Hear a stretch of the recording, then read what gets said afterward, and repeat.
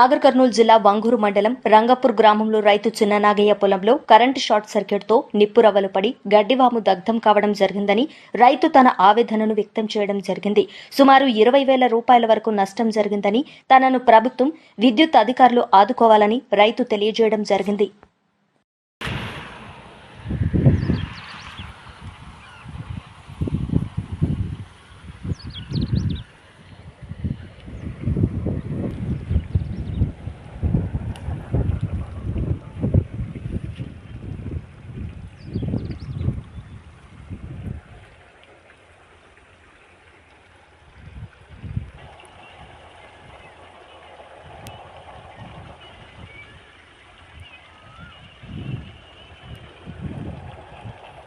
అది నీ వీడియో అంటే వెటికి శివరాజ్కు మండం అనేది వీడియో ఉందిగా.